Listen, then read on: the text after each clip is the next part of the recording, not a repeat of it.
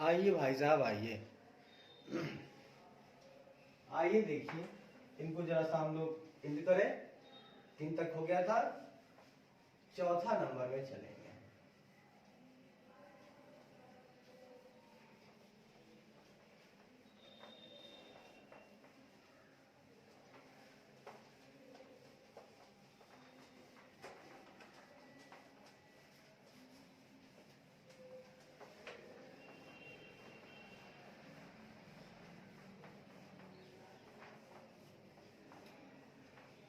Alright.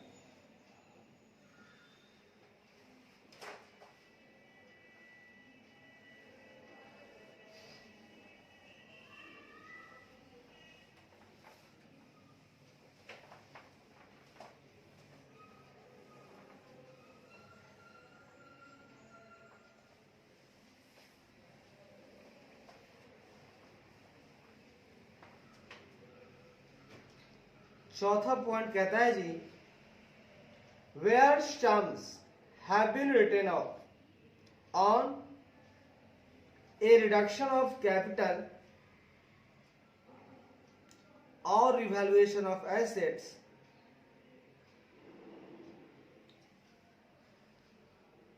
और where some have been added on revaluation of assets। बात markable है, बात को समझिए।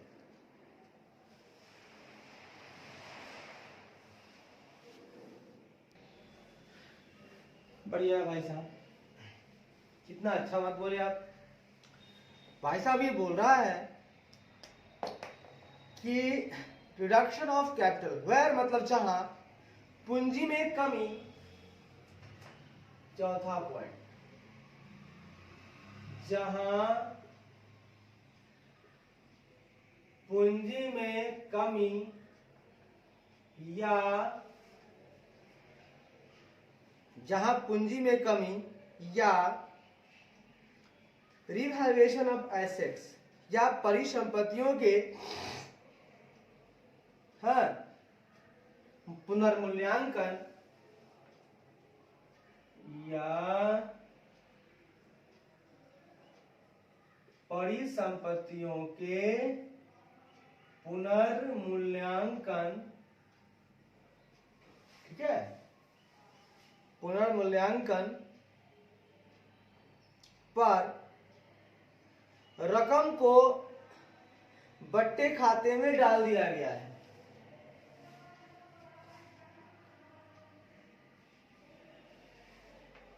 पर रकम को बट्टे खाते में डाल दिया गया है, यानी रिटर्न ऑफ कर दिया गया है, ठीक है। या वेयर या जहां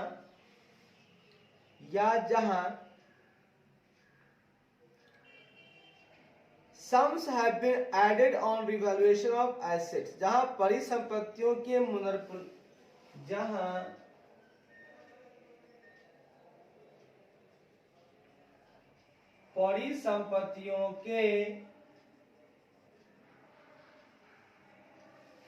परिसंपत्तियों के पुनर्मूल्यांकन पर रकम को जोड़ा गया है, पर रकम को जोड़ा गया है, ठीक है। Every balance sheet subsequent to the date of such return off or addition shall show the reduced or increased figures as applicable, and shall by way of note shall show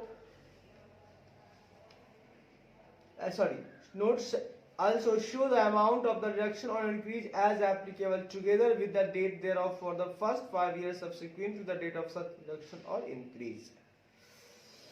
कहता है, तो ऐसे बट्टे खाते, ठीक है, सच रिटर्न ऑफ, ऐसे बट्टे खाते में डालने और एडिशन या जोड़ने की तारीख के बाद कि प्रत्येक बैलेंस शीट में, ठीक है ना, ऐसे बट्टे खाते में डालने तो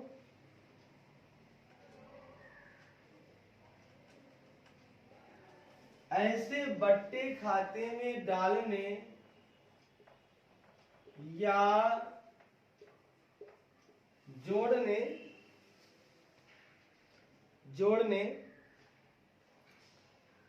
की तारीख के बाद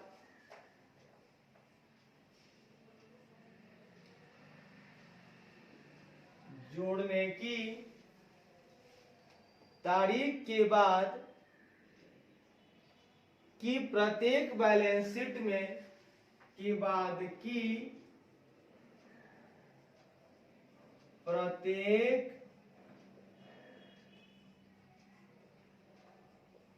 प्रत्येक बैलेंस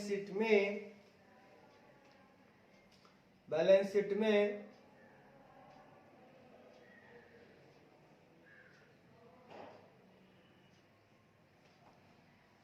ठीक है, प्रत्येक बैलेंस शीट में या shall show the reduce or increase figure as applicable, ठीक है, बैलेंस शीट में लागू होने वाले कम या बढ़े हुए, इसमें लागू होने वाले कम या बढ़े हुए रकम shall show दिखाए जाएंगे,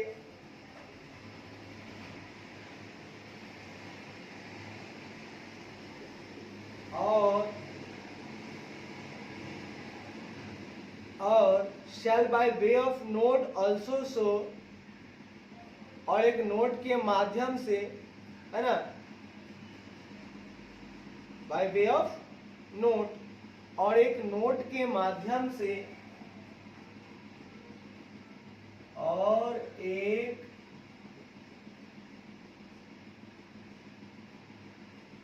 और एक नोट के माध्यम से,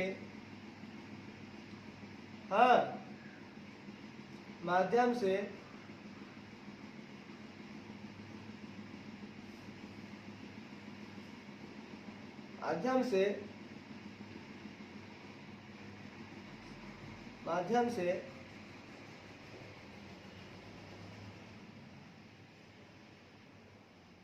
ठीक है,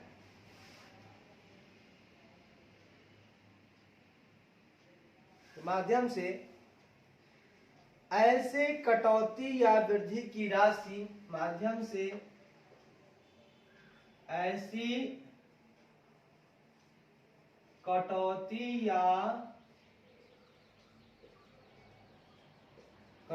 या वृद्धि की राशि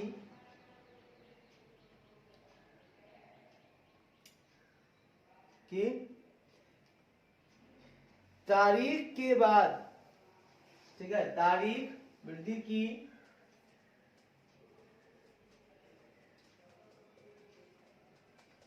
तारीख के बाद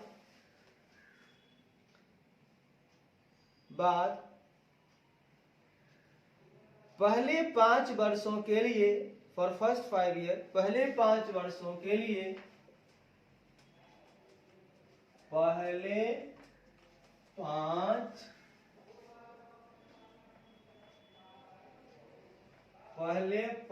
वर्षों के लिए, पहले 5 वर्षों के लिए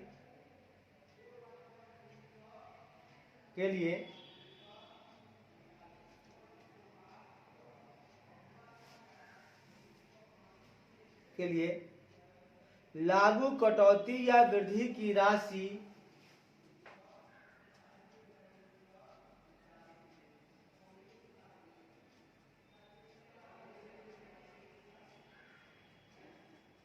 लागू कटौती या वृद्धि की राशि को उसकी तारीख के साथ भी दिखाएगा, है ना, कि राशि को उसकी तारीख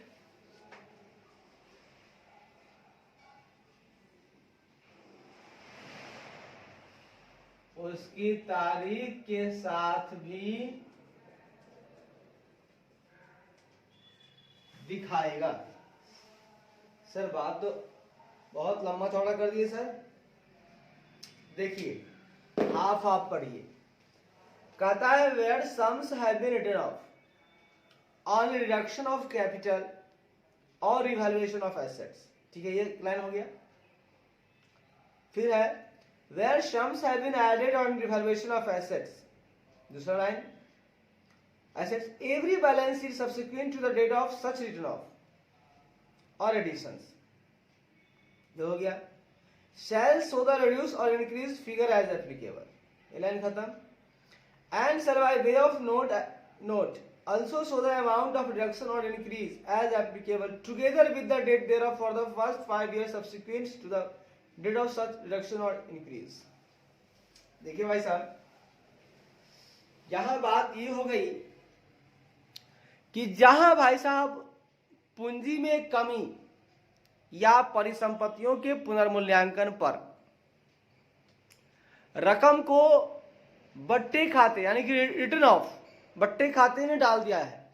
मान लीजिए कि पूंजी में कमी हो गई, एसेट का पुनर्मूल्यांकन हुआ, तो कुछ जो है रिटर्न ऑफ हुआ, तो पुनर्मूल्यांकन को बट्टे खाते में डाल दिया, डाल दो, ठीक है। या जहां परिसंपत्तियों के पुनर्मूल्यांकन पर रकम को जोड़ा गया, रकम थोड़ा बढ़ाया गया, तो ऐसे बट्टे खाते में डालने या जोड़ने, जो भी डाला बट्टे खाते में रिटर्न ऑफ करो या ऐड करो, तो जोड़ने की तारीख के बाद के प्रत्येक बैलेंस शीट में लागू होने वाले कम या बढ़े हुए रकम दिखाए जाएंगे। सही बात है, जो लागू होगा। तो अगर आपने बट्टे खाते में डाला है या जोड़ा है, तो उस तारीख के बाद की जो भी प्रत्येक बैलेंस शीट होगी उसमें लागू होने वाले अगर कम है तो कम पे दिखाए जाएंगे बैलेंस शीट में उस एसेट को, बढ़ा हुआ रकम पे दिखाना है तो बैलेंस शीट में उस एसेट को बढ़ा हुआ दिखाया जाएगा। और भाई साहब एक नोट के माध्यम से ऐसी इंक्रीज या डिक्रीज, ऐसी कटौती या वृद्धि की तारीख के बाद पहले 5 वर्षों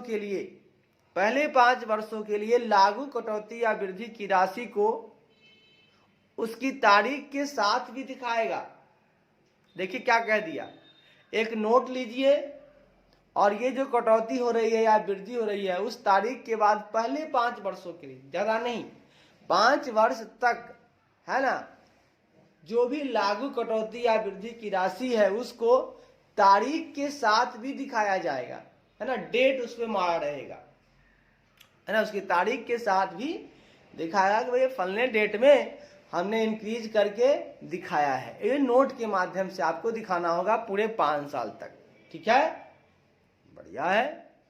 सर बात तो हल्की थी लेकिन भारी भरकम ने लिखा हुआ। देखिए बात को समझने के लिए पहले आपके अंदर एक भय है उसको हटाना होगा।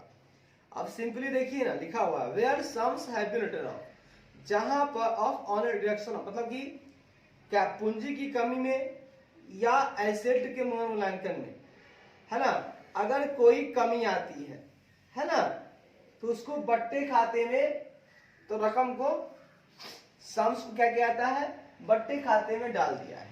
फिर कहता है where sums have been added on revaluation of assets, कहता है जहां परिसंपत्ति के पुनर्मूल्यांकन पर रकम को जोड़ा गया है, तो क्या हुआ, ठीक है, तो every balance sheet subsequent to the date of such return of addition, तो कहता है तो ऐसे बट्टे खाते में डालने या जोड़ने, या लिखा हो ना, बट्टे खाते में डालने या जोड़ने की तारीख के बाद के प्रत्येक बैलेंस शीट में, है ना, shall show the reduced or increased figure as applicable, में लागू होने वाले कम या बढ़े हुए रकम दिखाए जाएंगे, ठीक है।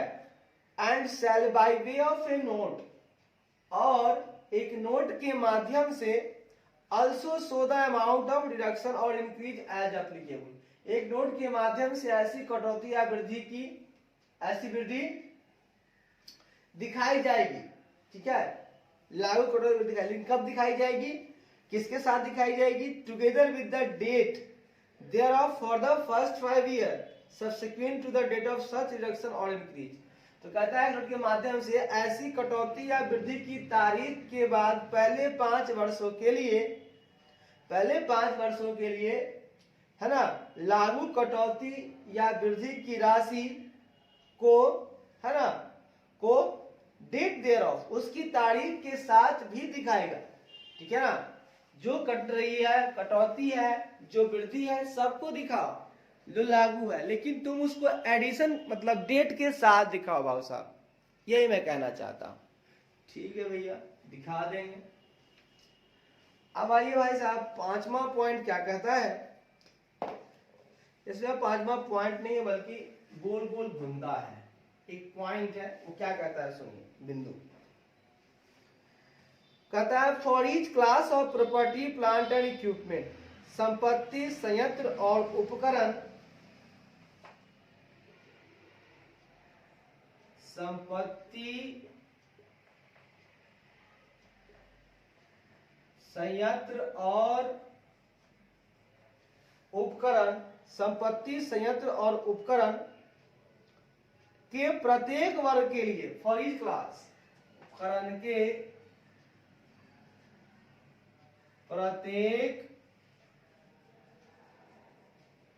प्रत्येक वर्ग के लिए, संपत्ति, संयंत्र और उपकरण के प्रत्येक वर्ग के लिए मैं बात कर रहा हूं, प्रत्येक वर्ग के लिए, प्रत्येक वर्ग के लिए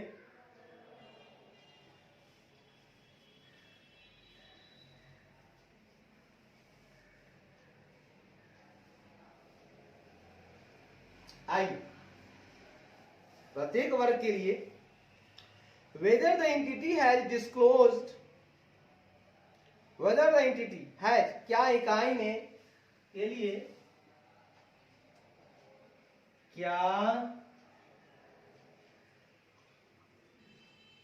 क्या इकाई ने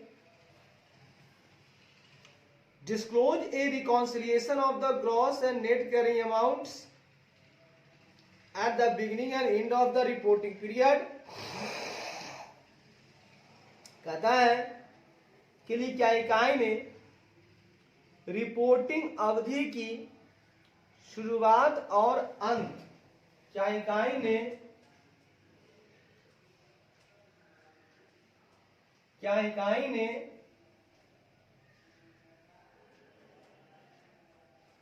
रिपोर्टिंग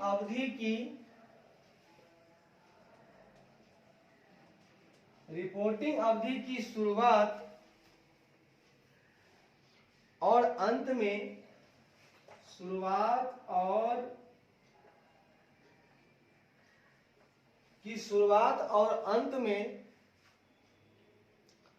अंत में सकल और शुद्ध वहन राशि, gross and net carrying amount, अंत में सकल और शुद्ध वहन राशि, अंत में सकल और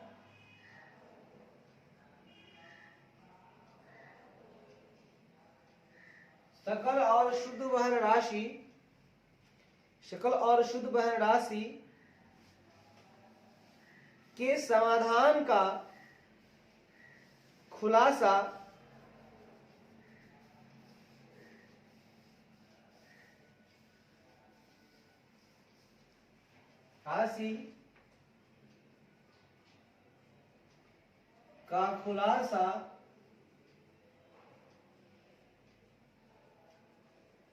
अलग अलग दिखाते हुए किया है। भाव साहब ये क्या बोला आपने? भैया मैंने क्या बोला, सिंपल बोला, मैंने बोला भैया कि संपत्ति है आपके पास, संयंत्र है आपके पास और उपकरण है। तो तो संपत्ति, संयंत्र और उपकरण के प्रत्येक वर्ग के लिए, प्रॉपर्टी, प्लांट एंड इक्विपमेंट के एवरी क्लास के लिए, है ना, लैंड अलग है, बिल्डिंग अलग है, सब क्लास है, फर्नीचर फिक्चर क्लास है ना, तो सब क्लास है। तो इनके लिए बात कर रहा हूं कि क्या एंटिटी ने, क्या इकाई ने जो रिपोर्टिंग अवधि है, उस रिपोर्टिंग अवधि की बिगिनिंग और एंड में, उस रिपोर्टिंग अवधि की शुरुआत और अंत में, है ना, बिगिनिंग में और एंड में जो रिपोर्टिंग अवधि है आपका, ग्रॉस और नेट जो कैरिंग अमाउंट है, सकल और शुद्ध वहन जो राशि है, क्या उनका खुलासा अलग अलग दिखाते हुए किया है? ये सवाल मेरा है। पीपीई के लिए जो एंटिटी है उसने रिपोर्टिंग अवधि के बिगिनिंग और एंड में ग्रॉस और नेट कैरिंग अमाउंट का जो खुलासा किया है वो सेपरेटली शो करते हुए किया है, अलग अलग दिखाते हुए किया है? ये सवाल है। अब कैसे दिखाना है वो हम बताते हैं। जैसे उसको पहले लिखना है, क्या, सुनिएगा, उसको लिखना है opening balance of gross carrying amount. पहला लिखना है उसको ओपनिंग बैलेंस ऑफ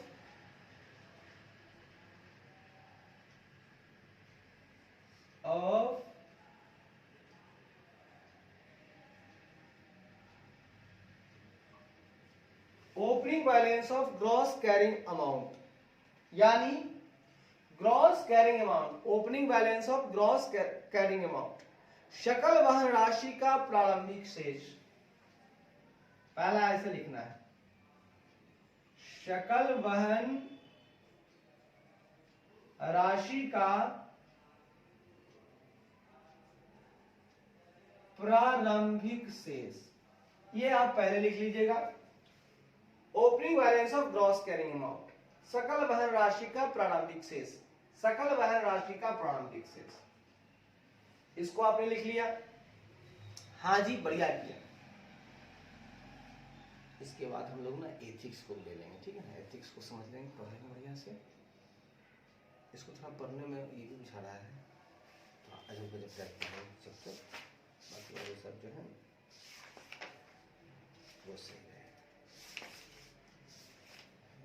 तो जल्दी से करना चाहिए, हो जाएगा तो इसको लिख लो फटाफट, एक दिन लगे, दो दिन लगे ना, इसको पूरा लिख डालो, लिखा रहेगा ना, क्या करोगे कि तुमको फटाफट आगे से ऐसा इसको पूरा कर, एक दिन में कहाँ से कहाँ खींचोगे, ऐसा होगा। एक दिन लिखो पूरा बढ़िया से, जितना लिख पाओगे, और एक दिन बढ़िया से पूरा पूरे को, ठीक है। चलिए, तो आपने लिखना है opening balance of gross carrying amount, पहली बात लिख लेंगे अलग अलग। फिर लिखिएगा अगर आपने कुछ एडिशन किया है क्या, मतलब जो आपका पीपीई था, उस पीपीई का पहले ओपनिंग बैलेंस ले लीजिएगा, उसका ग्रॉस कैरिंग अमाउंट लीजिएगा टोटल वाला। अगर आपने उसमें कोई एडिशंस किया है तो लिख दीजिए, अगर आपने कोई परिवर्धन किया है, कितना से किया है, अलग अलग लिखिए। तीसरा पॉइंट में आप लिखिए, क्या आपने कोई एक्विजिशन किया है थ्रू बिजनेस कॉम्बिनेशन। अगर आपने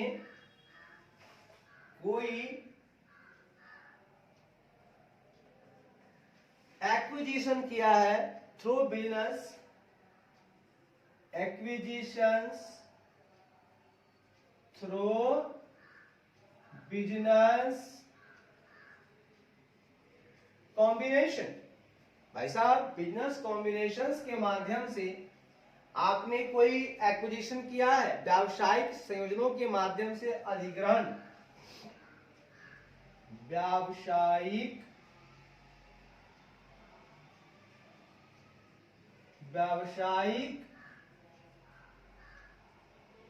संयोजनों के माध्यम से अधिग्रहण, क्या आपने व्यावसायिक संयोजनों के माध्यम से कोई अधिग्रहण किया था क्या? अगर किया था उसको अलग से आप दिखा दीजिए, मतलब कोई पीपीई को आपने एक्वायर किया है ना, बिजनेस में ऐसा संयोग बन गया, संयोजन बना, आपको एक्वायर करना पड़ा, अलग से आप दिखा दीजिए। क्या आपने कोई डिस्पोजल किया, इसे भी आप दिखा दो। अगर आपने कोई डिस्पोजल्स किया यानी कोई निपटान किया, कोई कम किया, कोई खटाया, बेचा, खत्म किया पीपी, तो भाई साहब अलग से दिखा दीजिए। तो आपने कोई opening balance gross करिंग amount PP का ले लीजिए, उसमें कोई एडिशन की अलग से लिखिए। कोई एक्विजिशन पीपी का आप कर रहे हैं थ्रू बिजनेस कॉम्बिनेशंस, तो उसको दिखा दीजिए। किसी पीपी का डिस्पोजल कर रहे हैं तो अलग से दिखा दीजिए। फिर कहता है disposal through demerger, disposal through disposals through demergers, ठीक है। करा जी डिस्पोजल थ्रू डीमर्जर, मतलब कि देखिए पहले मर्जर हुआ, आपस में हम दो कंपनियां मिली, तो उनकी एसेट को हमने एक्विजिशन किया, बढ़िया बात है। लेकिन जब डीमर्जर हुआ, दोनों आपस में खत्म हुए, तो भैया अपना अपना तो लेके जाएंगे, उनको आप डिस्पोजल कर रहे हो, ठीक है ना। डीमर्जर के माध्यम से निपटान, डीमर्जर के माध्यम से निपटान। कैसे? मोबाइल फोन में मर्ज कर देते हो भाई, 2-3 कॉल को एक मर्ज में बात कर लेते हो। और डीमर्जर कैसे हो जाएगा? जब सबके कॉल काट दोगे, अकेले के लिए बात करोगे, डीमर्जर हो गया। इस तरह से आप अलग से दिखा लो। भाई साहब अगर कोई अदर एडजस्टमेंट है तो वो भी अलग से दिखा लो। अदर एडजस्टमेंट है यानी कि अन्य कोई समायोजन है आप कर रहे हो, उसे भी दिखा दो। ठीक है भाई साहब, ये भी दिखा देंगे। उसके बाद भाव साहब आपने कोई बोरोइंग कॉस्ट को कैपिटलाइज किया है क्या? तो ऐड होगा पीपी में ही। आपने कोई बोरोइंग कॉस्ट को कैपिटलाइज किया है क्या? बोरोइंग कॉस्ट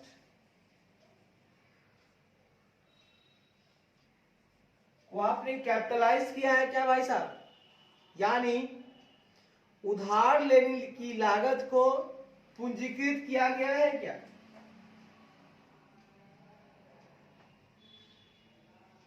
उधार लेने की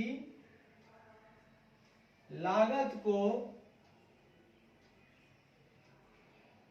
पूंजीकृत किया गया है। यदि कोई बोरोइंग कॉस्ट है भाव साहब, और उस बोरोइंग कॉस्ट को यदि भाव साहब कैपिटलाइज किया गया है, तो ध्यान रखिएगा कि अगर बोरोइंग कॉस्ट को कैपिटलाइज किया जाएगा तो भी या फिर पीपी में ऐड होगा, तो उसको भी अलग से आप दिखा दीजिएगा। ठीक है भैया। उसके बाद बात करेंगे भाव साहब क्लोजिंग बैलेंस ऑफ आ जाएगा आपका, ठीक है। ओपनिंग के साथ एडलेस एडलेस एडलेस जब कीजिएगा ना, तो आपका निकल के आ जाएगा closing balance of gross carrying amount. क्या आ जाएगा भाऊ साहब? क्या आ जाएगा? आ जाएगा आपके पास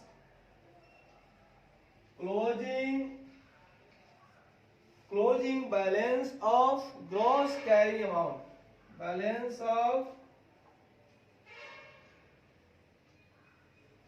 ग्रॉस कैरिंग अमाउंट। मतलब क्या? सकल वहन राशि का समापन शेष,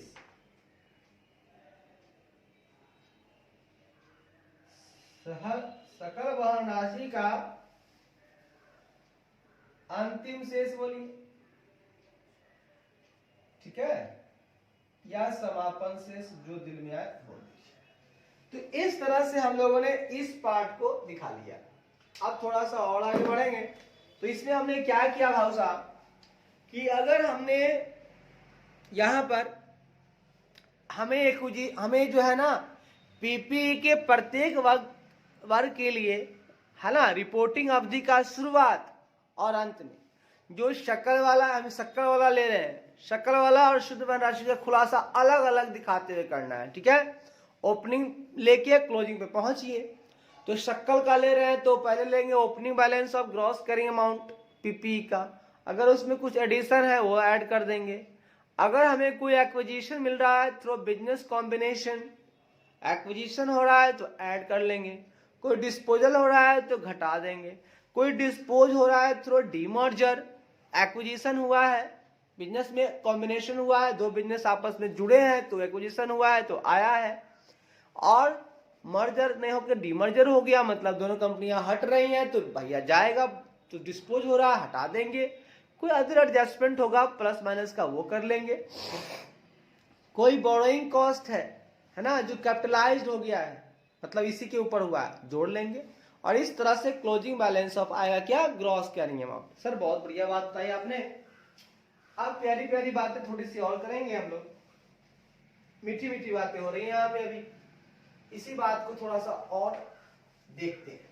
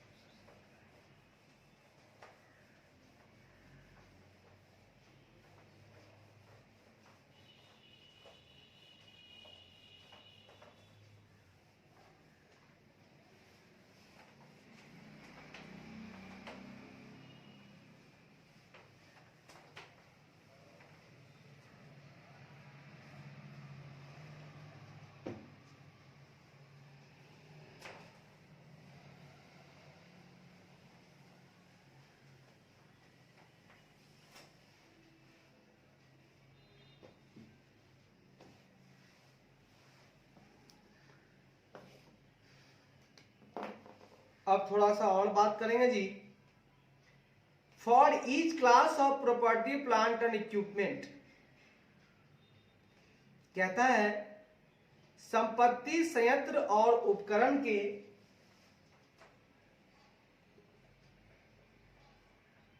संपत्ति संयंत्र और उपकरण के संपत्ति संयंत्र और उपकरण के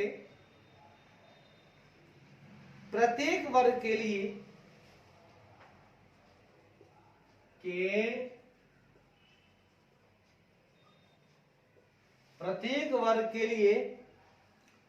whether the entity has disclosed,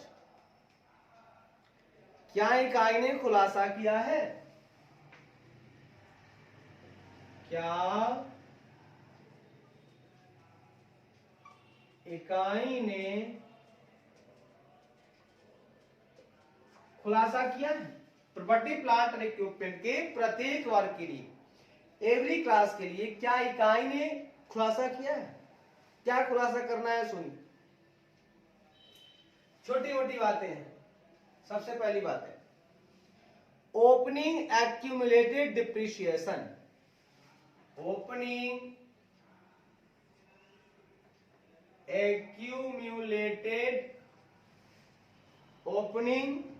accumulated depreciation,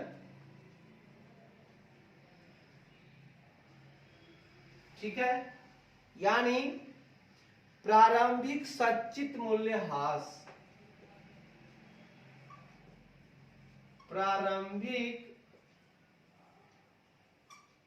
संचित मूल्यह्रास। देखिए भैया कि पीपी के लिए तो भैया डिप्रिसिएशन तो निकलता है ना, बिल्कुल निकलेगा, पीपी का तो निकलना ही चाहिए। तो अगर पिछले कई सालों से एक्यूमुलेटेड अगर कोई है तो ओपनिंग एक्यूमुलेटेड डिप्रिसिएशन आप अलग से निकाल लो, ठीक है। फिर चार्ज ऑफ द ईयर, इस साल जो तुमने डिप्रिसिएशन चार्ज किया है, चार्ज ऑफ द ईयर, इस साल जो आपने चार्ज किया है ना, इस वर्ष के लिए जो प्रभार आपने लगाया वो आप फिर ऐड कर दो इसमें, सही बात है, इस साल वाला। अब भाई साहब डिडक्शन या अदर एडजस्टमेंट फॉर डिडक्शन, हो सकता है कोई डिडक्शन हो, हाँ भैया, अगर कोई पीपी आपने बेच दिया होगा या डिस्पोज किया होगा यानी कि कुछ उसमें कमी किया होगा तो भैया डिप्रिसिएशन तो घटेगा। तो डिडक्शन या अदर एडजस्टमेंट्स, डिडक्शन या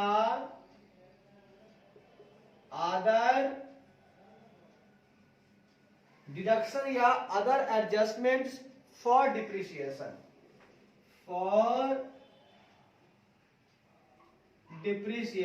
बोले तो ठीक है ना, कहता है ना, मूल्यह्रास के लिए कटौती या अन्य समायोजन,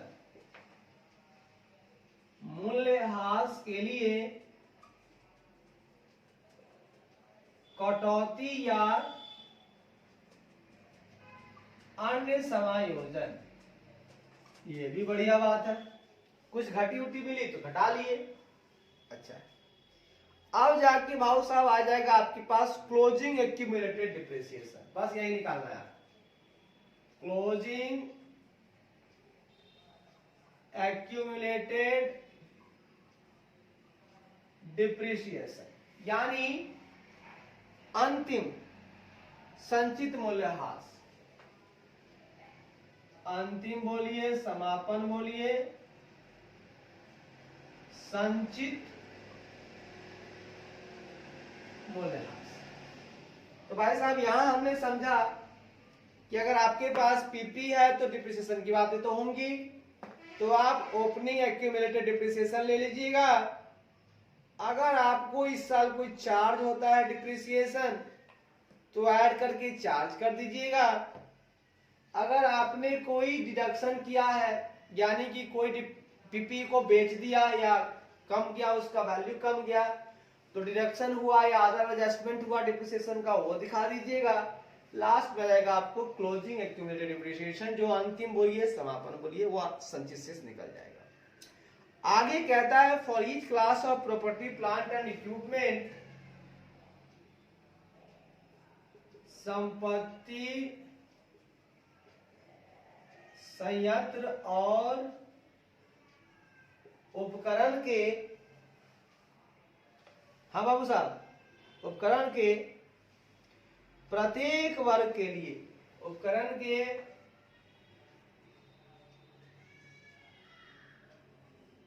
प्रत्येक वर्ग के लिए whether the entity has disclose, क्या इकाई ने खुलासा किया है, इकाई ने खुलासा किया है, मतलब इकाई को खूब खुलासा करना है, क्या इकाई ने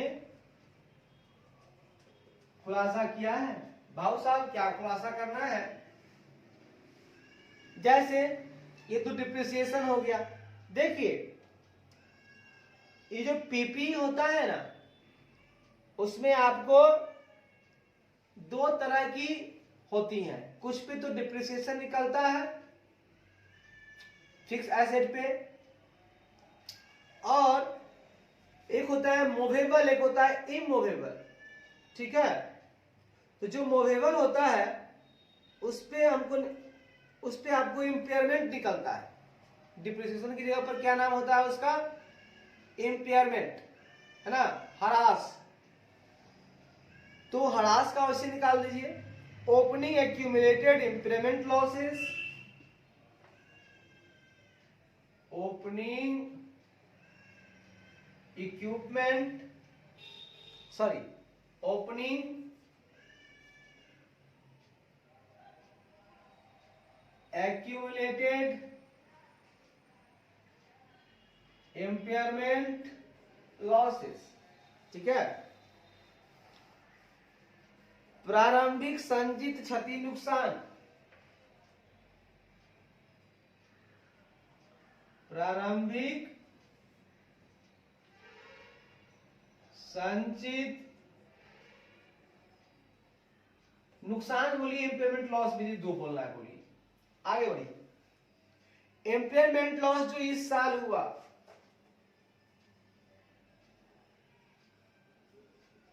इम्पेयरमेंट लॉस है जो इस साल हुआ, जो हानि इस साल हुआ, उसके बाद आपका निकल जाएगा इम्पेयरमेंट रिवर्सल, हो सकता है उलट जाए, इम्पेयरमेंट रिवर्सल्स मतलब उल्टा हो गया, अब हानि की जगह क्या हो गया, उलट गया, लाभ हो गया, क्या लिखेंगे?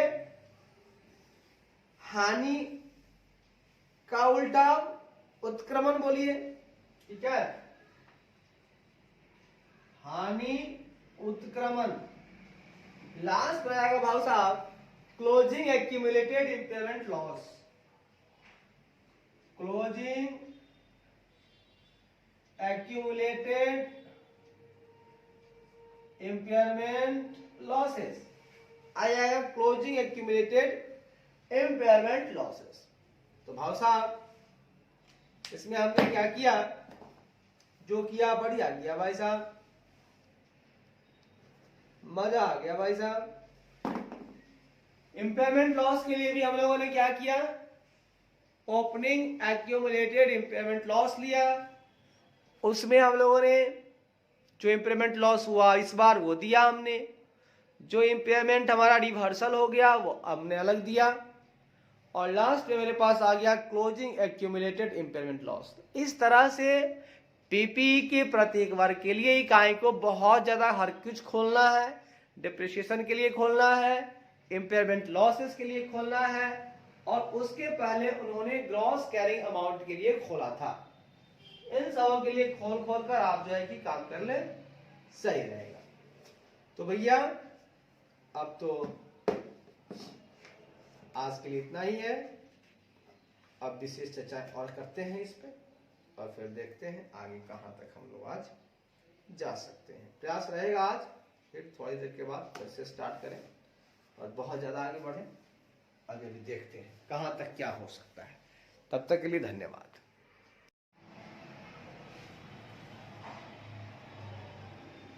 आइए भाई साहब,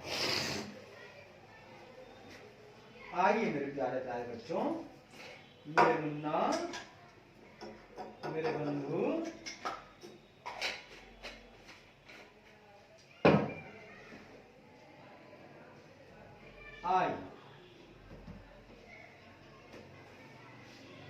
आइए मेरे प्यारे बच्चों, आइए हम लोग थोड़ा और आगे बढ़ते हैं जी, और देखते हैं क्या होता है। करते हैं शुरुआत, और भी करते हैं प्यार मोहब्बत से। यस सर, बिल्कुल आप करें सर, प्यार मोहब्बत से करें, और आप सर शुरुआत कर ही दें। हाँ जी हाँ जी, आइए शुरुआत करते हैं। हम लोगों ने देख लिया था जी, हम लोगों ने कंप्लीट कर लिया था अपना कौन सा पोर्शन? तो हम लोगों ने देख लिया था लैंड बिल्डिंग प्लांट इक्विपमेंट, यानी पीपीई की चर्चाएं हम लोग कर रहे थे। अब उसी में थोड़ा सा बचा हुआ है नोट्स। आज हम नोट्स की बात करेंगे, प्यार मोहब्बत से करेंगे, दिल थाम के बैठे रहिए। आइए हम लोग कुछ नोट्स की बात करेंगे, पीपीई के बारे में करेंगे, नोट्स की बात करेंगे भाई साहब।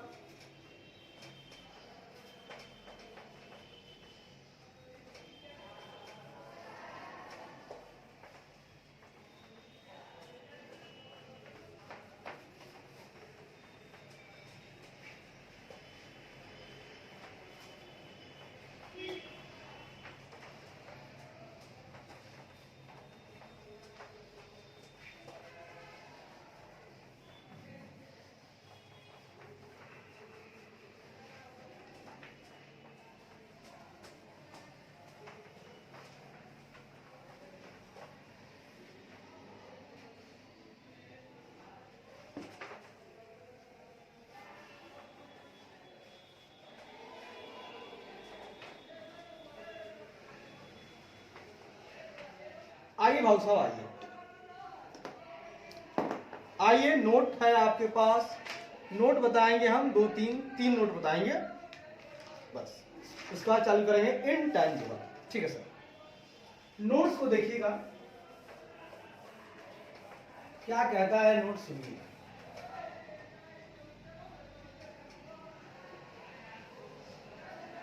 कहता है पॉइंट नंबर 1,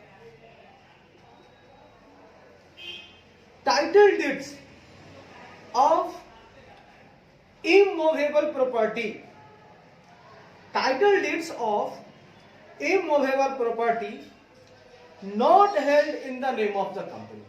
हुआ क्या, सुनिएगा। अचल संपत्ति का स्वामित्व विलेख अचल संपत्ति का स्वामित्व विलेख, अचल संपत्ति का स्वामित्व विलेख कंपनी के नाम पर नहीं है। Not in held in the name of company, company के नाम पर नहीं है। विलेख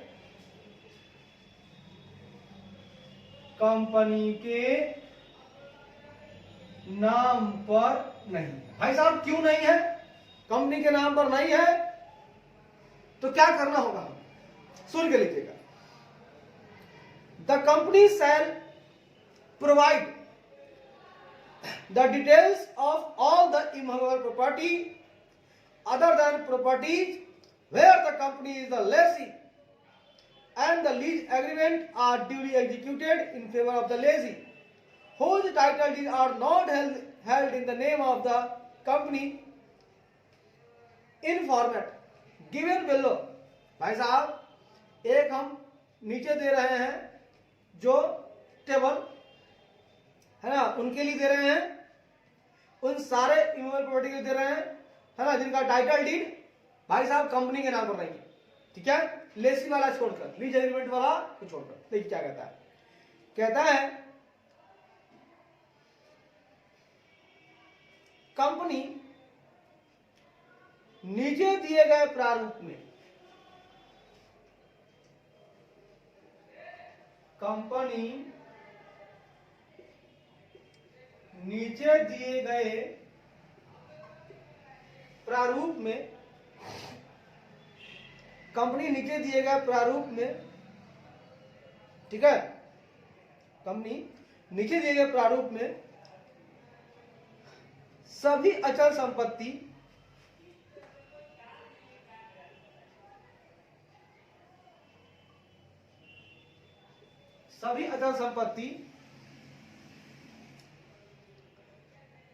अदर देन प्रॉपर्टीज, उन संपत्तियों के अलावा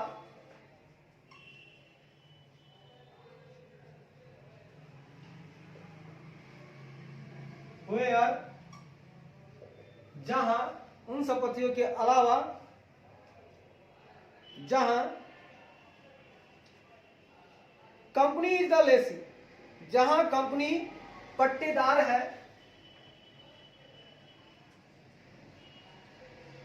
जहां कंपनी पट्टेदार है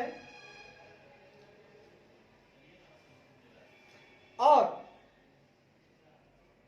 the lease agreement are duly executed in the favour of lessee, और पट्टा समझौते को पट्टेदार के पक्ष में, और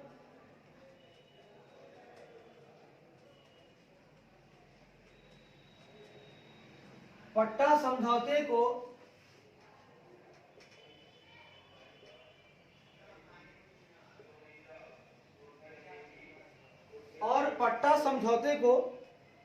पट्टेदार के पक्ष में ड्यूली एग्जीक्यूटेड, विधिवत निष्पादित किया गया है,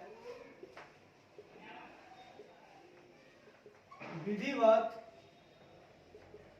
निष्पादित किया गया है, विधिवत निष्पादित किया गया है, उनको छोड़ करके क्या कहता है, कंपनी नीचे दिए गए प्रारूप में सभी अचल संपत्ति, उन संपत्तियों के अलावा जहां कंपनी पट्टेदार है और पट्टा समझौते को पट्टेदार के पक्ष में विधिवत निष्पादित किया गया है ना, तो सभी अचल संपत्ति जिनका टाइटल डीड है ना, सुनिएगा, संपत्ति का है ना डिटेल प्रोवाइड डिटेल मतलब कंपनी नीति दी गई प्रारूप में सभी अचल संपत्ति का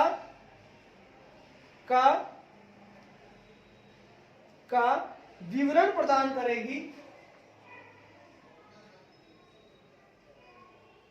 विवरण प्रदान करेगी जिनके स्वामित्व विलेख हुज टाइटल डीड्स,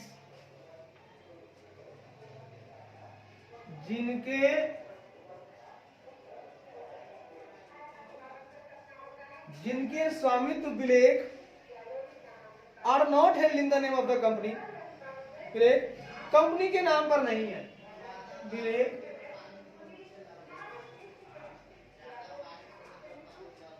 कंपनी के नाम पर नहीं है, and where such immovable property, और जहां ऐसी अचल संपत्ति, और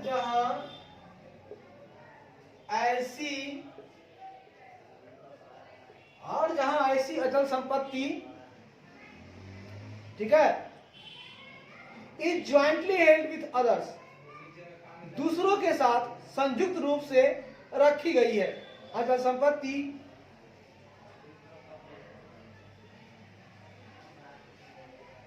दूसरों के साथ संयुक्त रूप से रखी गई है, दूसरों के साथ संयुक्त रूप से रखी गई है। Details are required to be given to the extent of the company share, वहां कंपनी की हिस्सेदारी, वहां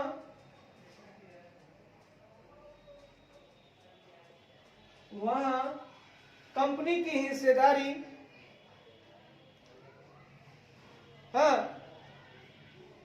की सीमा, एक्सटेंट की सीमा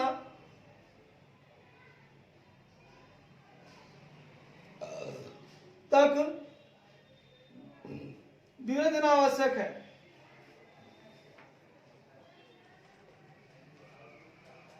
कंपनी की हिस्सेदारी की सीमा तक विवरण देना आवश्यक है। भाव साहब, हाँ भैया, कुछ समझ में आया क्या? बिल्कुल आया भाव साहब। मैंने कहा था company shall provide the details of the all immovable property, वो सारे इमूवेबल प्रॉपर्टी का विवरण देगी, उनको छोड़ करके, लीज वाला छोड़ करके, जिनका title deed are not held in the name of the company, है ना, इन फॉर्मेट, जिसका फॉर्मेट नीचे दिया गया है, and where such immovable property is jointly held with others, details are required to be given to the extent of the company's share. Details are required to be given to the extent of the company's share. वाह भाई वाह, मजा आ गया। और साहब, हाँ भैया, notes को समझिएगा मैंने क्या कहा।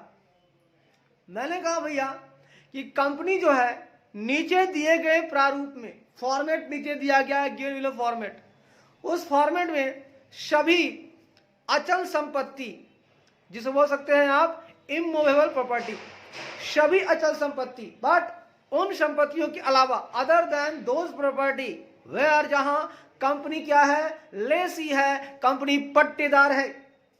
कंपनी कहां है? पट्टेदार है भाई साहब। उन संपत्तियों के अलावा हम बात करेंगे भाई साहब, हमें वही संपत्ति चाहिए, इनको छोड़कर चाहिए।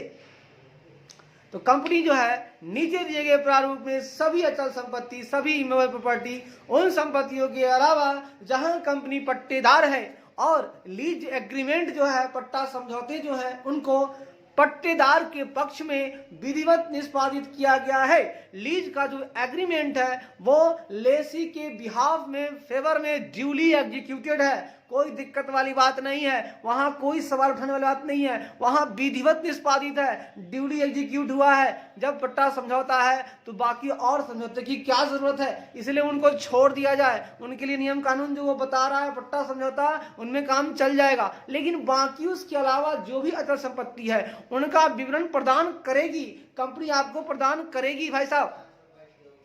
जिनके स्वामित्व, जिनके टाइटल डीड, जिनके स्वामित्व विलेख कंपनी के नाम पर नहीं है, not in the not in the name of the company, not held in the name of the company, जो कंपनी के नाम पर नहीं है, और जहां ऐसी अचल संपत्ति जो है, ये जो इमूवेबल प्रॉपर्टी है, वो दूसरों के साथ, वो अदर्स के साथ ज्वाइंटली होल्ड की हुई है, हेल्ड की हुई है, संयुक्त रूप से रखी गई है, दूसरों के साथ रखी गई है, वहां कंपनी की जो हिस्सेदारी है, उसकी जो सीमा है, उस सीमा तक आपको विवरण देना आवश्यक है। भाई साहब ध्यान रखिएगा, गांठ बांध लीजिए।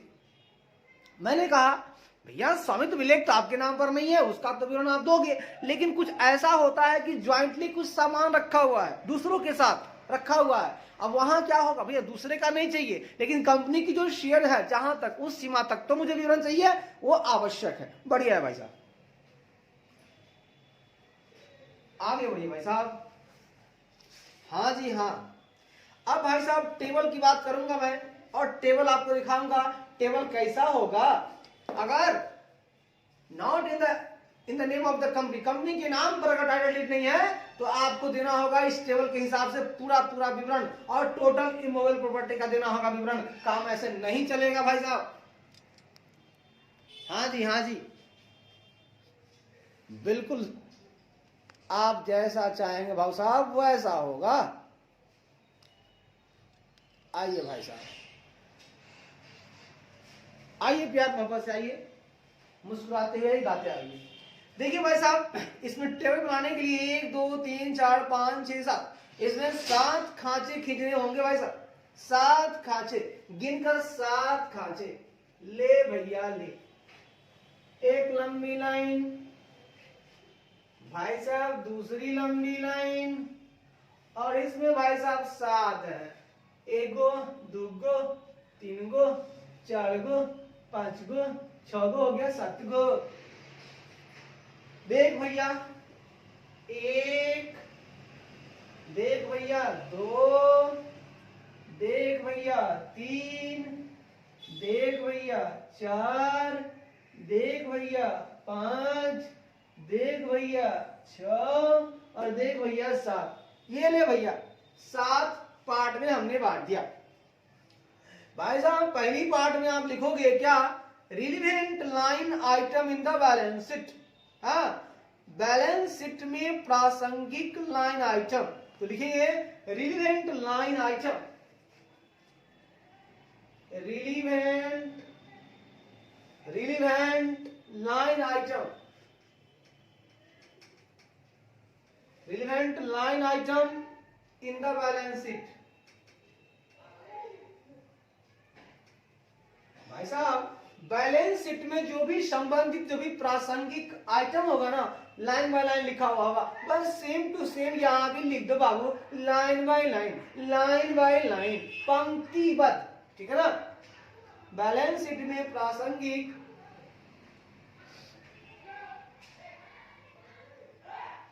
बैलेंस शीट में प्रासंगिक पंक्तिबद्ध वस्तुएं, एकदम लाइन बाय लाइन पहले आप ये लिख लो। उसके बाद भाई साहब दूसरी लाइन में लिखिएगा description of item of property, description of item of property. भाई साहब संपत्ति की वस्तु का विवरण, संपत्ति की वस्तु का विवरण। तो पहला पार्ट रिलीवेंट लाइन आइटम कीजिएगा भाई साहब, है ना, लाइन बाय लाइन लिखिएगा, बैलेंस शीट वाला यही लिखिएगा। फिर डिस्क्रिप्शन दीजिएगा आइटम ऑफ प्रॉपर्टी का, है ना, विवरण दीजिएगा प्रॉपर्टी के कौन कौन सा आइटम भाई साहब दे देंगे भाई साहब। उसके बाद इनका लिखिएगा आप ग्रॉस कैरिंग वैल्यू, तीसरे नंबर में लिखिएगा ग्रॉस कैरिंग वैल्यू, यानी सकल वहन मूल्य, इसका लिखिएगा सकल वहन मूल्य तीसरा नंबर में। चौथा नंबर में title डिड्स held in the name of, title deeds held in the name of, भाई साहब title deeds held in the name of, आखिर किसके नाम पर है, किसके नाम पर स्वामित्व विलेख, अगर कंपनी के नाम पर नहीं है तो किसके नाम पर है, स्वामित्व विलेख, इसकी चर्चा हो जानी चाहिए भाई साहब। पहला दीजिएगा आप relevant line item in the balance sheet, अरे relevant line item in the balance sheet हो, relevant item in the balance sheet हो, relevant line item in the balance sheet हो, relevant item line event relevant line item in the balance sheet हो, relevant line item in the balance sheet हो। दूसरा description description of item of property, भैया description of item of property. उसके बाद gross carrying value, भैया gross carrying value सकल वहन मूल्य, उसके पहले संपत्ति की वस्तु का विवरण, उसके पहले बैलेंस शीट में प्रासंगिक पंक्तिबद्ध वस्तुएं, उसके बाद title deeds held in the name of, अरे title deeds in the name of, अरे टाइटल डीड्स, अरे title deeds held in the name of, held in the name of, title deeds title deeds, अरे in the held in the name of, held in the name, title deeds held in the name of, आखिर किसके नाम पर है, स्वामित्व विलेख। चार हो गए खत्म। पांचवें नंबर में आप लिखोगे भाई साहब whether title deed holder, whether title deed holder is a promoter,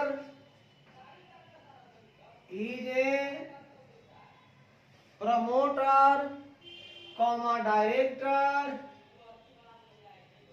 comma relative क्या लगा दीजिएगा, हैज रिलेटिव ऑफ, है ना, प्रमोटर डायरेक्टर और relative of promoter director, relative of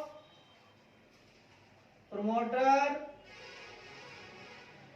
relative of promoter director और एम्प्लॉय ऑफ, और एम्प्लॉय ऑफ प्रमोटर डायरेक्टर।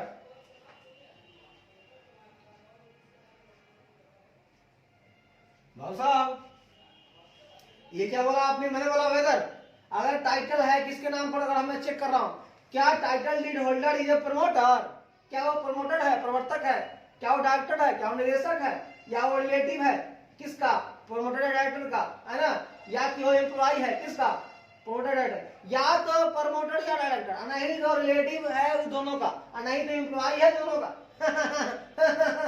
इसका मतलब क्या है साहब, क्या स्वामित्व विलेख धारक, क्या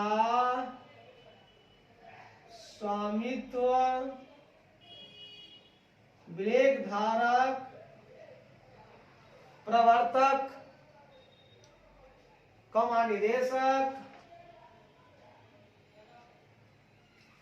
निदेशक, या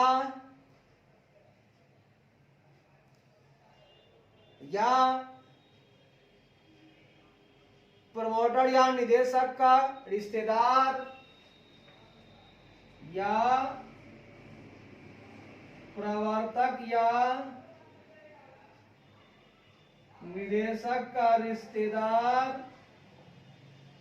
या प्रवर्तक या निदेशक का कर्मचारी है, या प्रवर्तक या निदेशक का कर्मचारी है।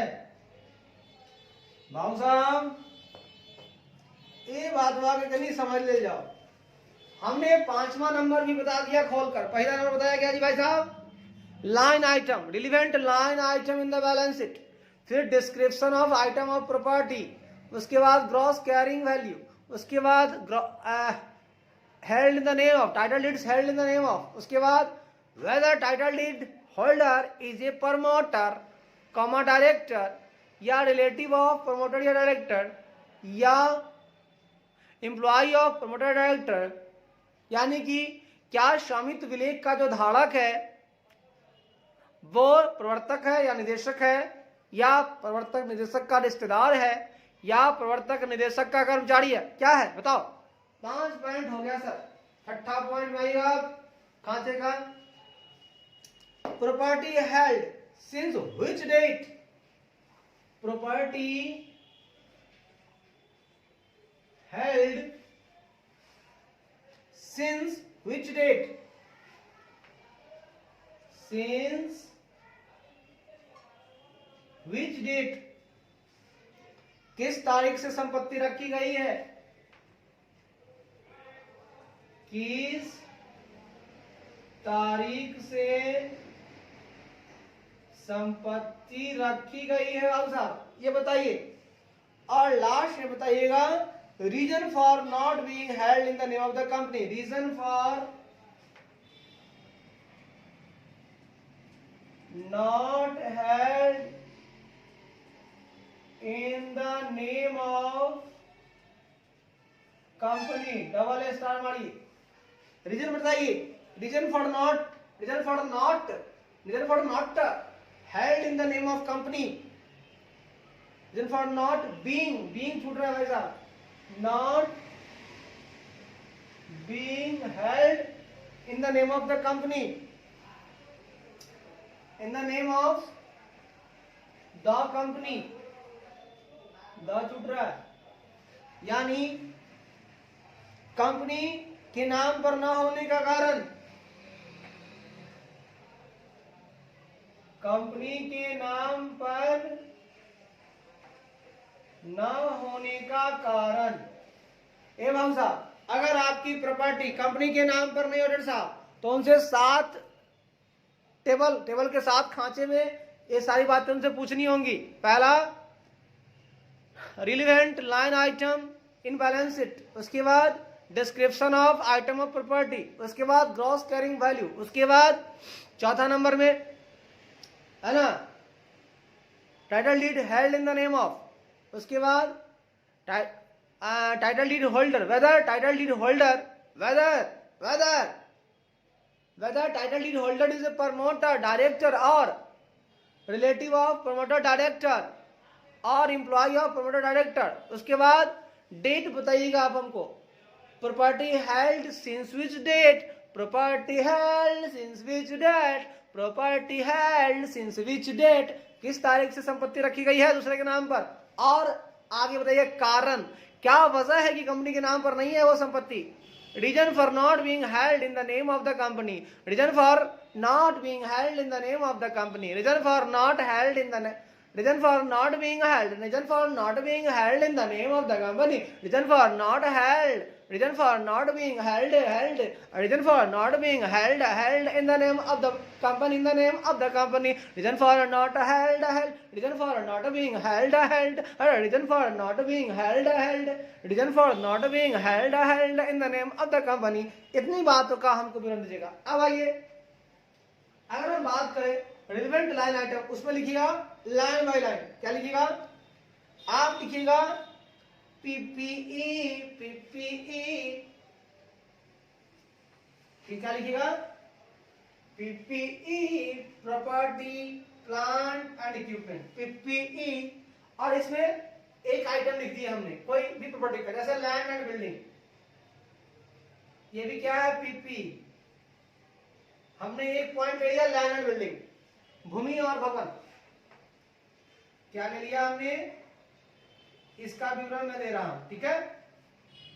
इसका कुछ ग्रॉस कैरिंग वैल्यू लिख दूंगा, टाइटल डीड्स है ना किसके नाम पर है वो लिख दूंगा, कौन है वो वहां चेक हो जाएगी, किस तारीख से है वो डाल देंगे, ठीक है भाई साहब, और क्यों नहीं है कारण बता देंगे। चलिए उसके बाद लिखेंगे PP retired from active use and held for disposal,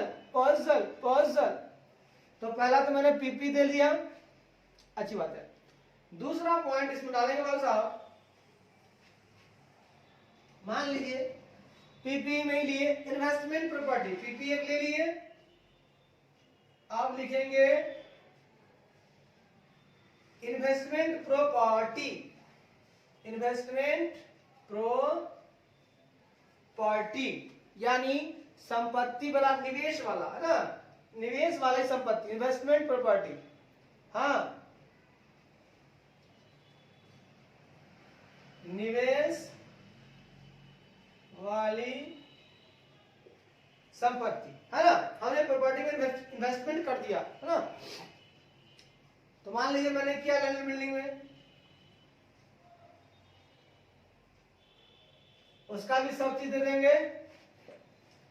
उसके बाद sir ji PP retired from active use, PPE retired from active use and held for disposal, and held for disposal। इसका मतलब पीपीई को सक्रिय उपयोग से हटा दिया गया है, पीपीई को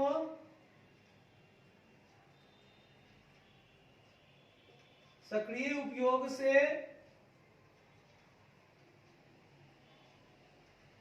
हटा दिया गया है और निपटान के लिए रखा गया है, और निपटान के लिए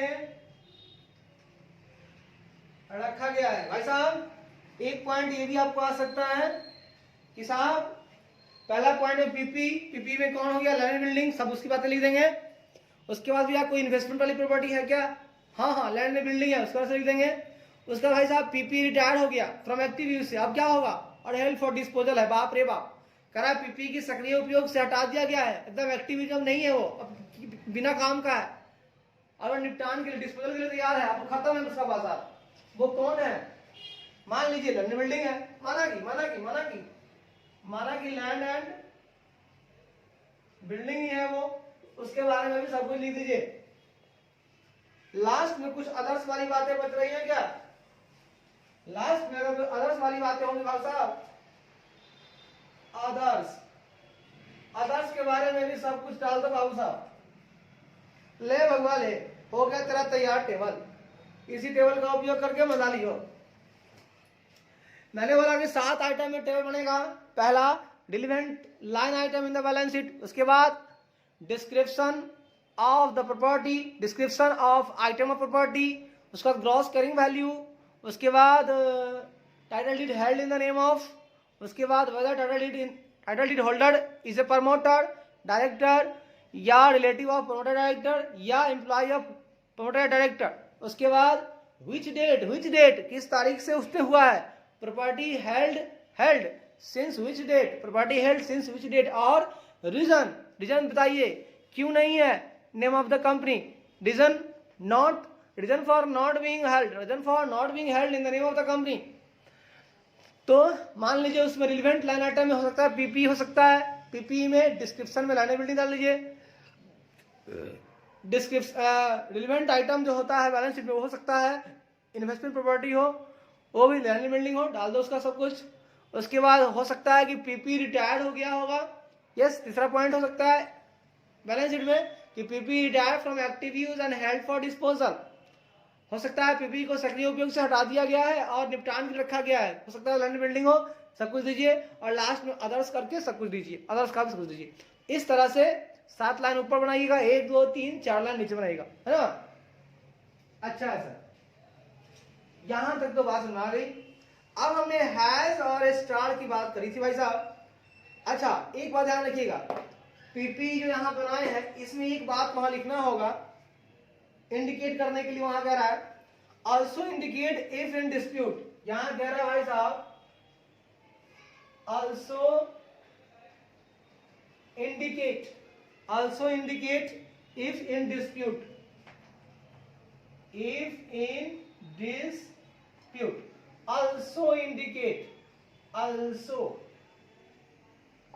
also indicate कहता है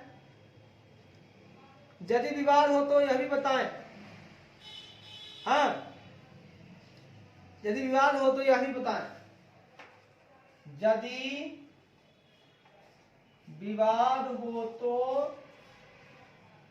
यह भी बताएं भाई साहब। विवाद होगा तो बताइएगा। बढ़िया है, बता देंगे भाई साहब। टेंशन काहे लेते हैं, टेंशन से देह काहे गलाते हैं।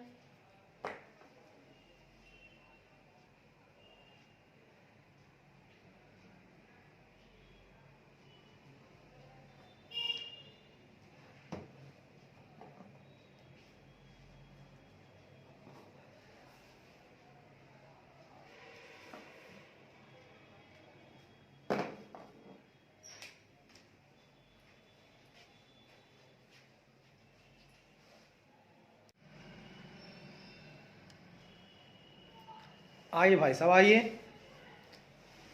हाँ, तो हम लोगों ने इस क्रम को समझ लिया। अब जी थोड़ा और आगे बढ़ते हैं जी। आइए जी आइए, हम स्टार कहीं मारे हैं, हैज मारे हैं, है ना जी। स्टार हैज मारे हैं ना जी, उसको समझाते हैं जी।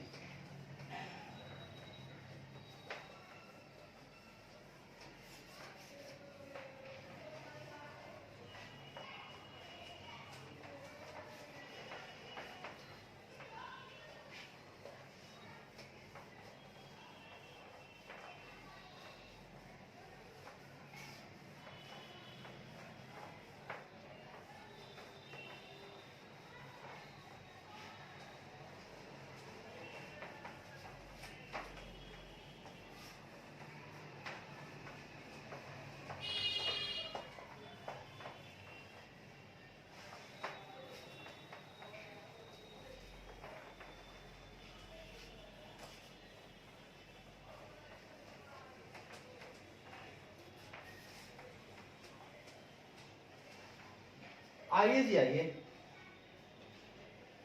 हाँ जी, हैज का मतलब समझाते हैं। हैज मतलब भाई साहब रिलेटिव हेयर मीन्स, यहां रिश्तेदार का मतलब, यहां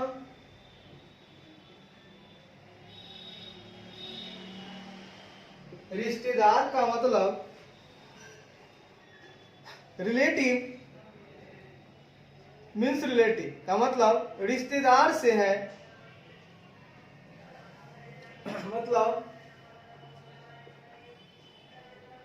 मतलब रिश्तेदार से है as defined in Companies Act 2013, जैसा कि कंपनी अधिनियम 2013 में परिभाषित किया गया है। ठीक है, जैसा कि कंपनी अधिनियम,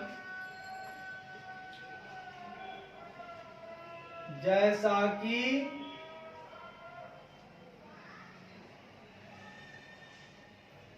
कि कंपनी अधिनियम 2013 में परिभाषित किया गया है। नियम 2013 में परिभाषित किया गया है। यहां रिश्तेदार का मतलब है ना, रिलेटिव हेयर मीन्स रिलेटिव, है ना, as defined in Companies Act 2013, जैसा कि कंपनी अधिनियम 2013 में परिभाषित किया गया। ठीक है, रिश्तेदार का मतलब वही है, रिश्तेदार है, जैसा कि कंपनी अधिनियम 2013 में परिभाषित किया गया है।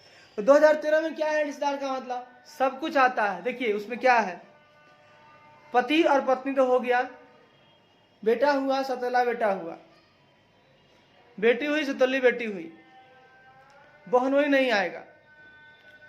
ठीक है, उसके बाद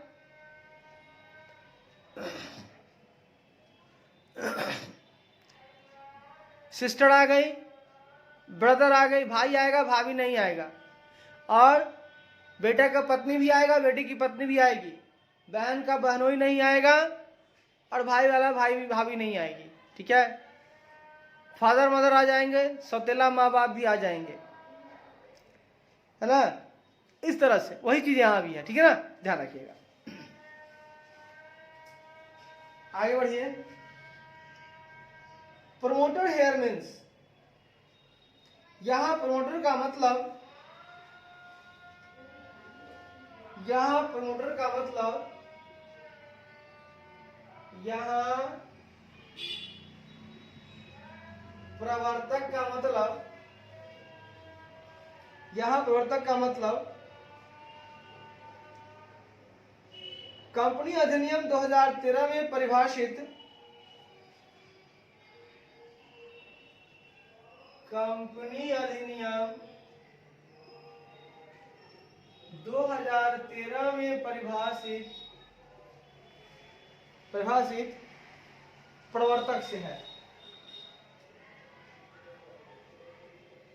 मतलब यह प्रवर्तक का मतलब वही होगा जो डिफाइन किया गया है कंपनी एक्ट 2013 में। ठीक है भाई साहब? हाँ जी भाई साहब, बिल्कुल सही बात है भाई साहब। आगे बढ़िए भाई साहब, आगे पॉइंट नंबर 2 में चलेंगे भाई साहब। एक पॉइंट तो खत्म कर लिया हमने टेबल वाला, अब दूसरा सुनिए। कहता है जी, where the company has revalued its property plant and equipment, जहां कंपनी ने अपनी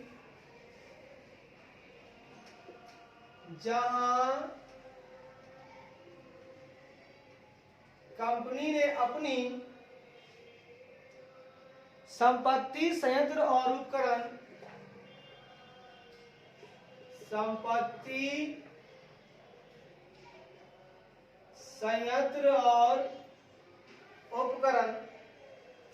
जहां कंपनी ने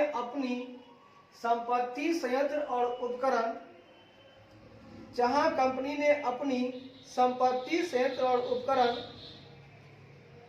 हैज रिवैल्यू का पुनर्मूल्यांकन किया है,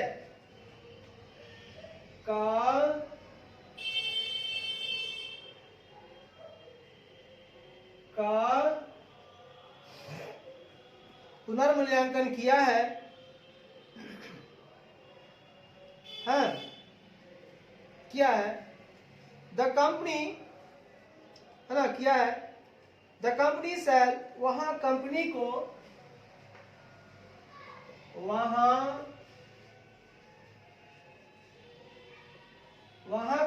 को disclose as to whether the revaluation is based on the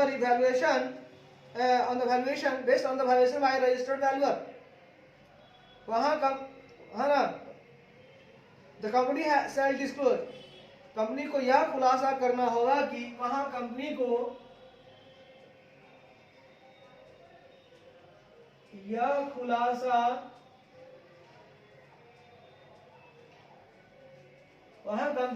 खुलासा करना होगा कि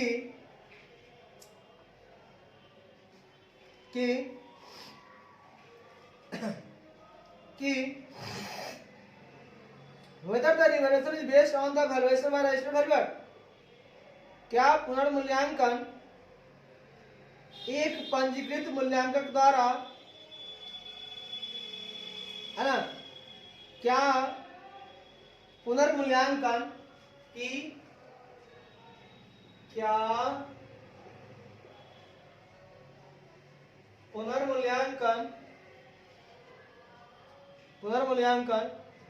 एक पंजीकृत मूल्यांकक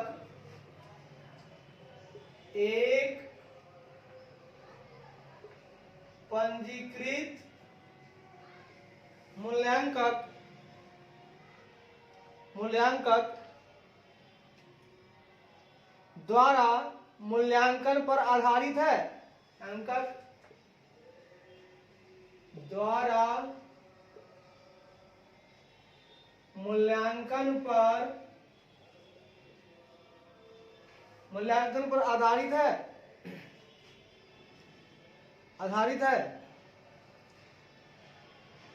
as defined under rule 2 of the company's registered value and valuation, है ना, जैसा कि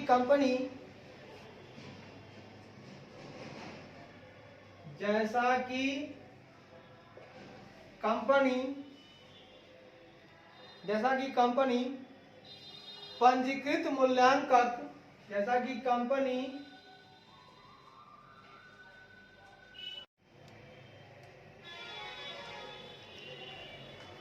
भाई साहब सुनिएगा, मैं ये कहना चाह रहा हूं कि क्या कहना चाह रहा हूं, मैंने कहा कि यहां रिश्तेदार का मतलब रिश्तेदार से है, जैसा कि कंपनी अधिनियम 2013 में परिभाषित किया गया है, ये भी सही बात है। क्या है प्रवर्तक का मतलब कंपनी अधिनियम 2013 में परिभाषित प्रवर्तक से है, ये बात खत्म। तीसरा कहता है कि जहां कंपनी ने अपनी प्रॉपर्टी प्लांट एंड इक्विपमेंट संपत्ति संयंत्र और उपकरण का पुनर्मूल्यांकन किया है, वहां कंपनी को यह खुलासा करना होगा कि क्या पुनर्मूल्यांकन जो है एक रजिस्टर्ड वैल्यूअर यानी कि एक पंजीकृत मूल्यांकन द्वारा मूल्यांकन पर आधारित है, जैसा कि कंपनी पंजीकृत मूल्यांकक और मूल्यांकन नियम 2017 company registered valuer and valuation rules 2017 के रूल 2 के तहत डिफाइन किया गया है, परिभाषित किया गया है। वहां बताया गया है कंपनी पंजीकृत मूल्यांकन और मूल्यांकन नियम 2017 के नियम 2 में बताया गया है कि भैया आपको जो है ना पीपी का पुनर्मूल्यांकन करते हो आप, तो आपको पंजीकृत मूल्यांकन द्वारा ही मूल्यांकन करना होगा। तो इस बात की खुलासा कंपनी भैया आप जरा सा कर लीजिएगा। ठीक है भैया, कर लीजिएगा। आगे बढ़िए भैया। आगे कहता है point number 3, capital work in progress.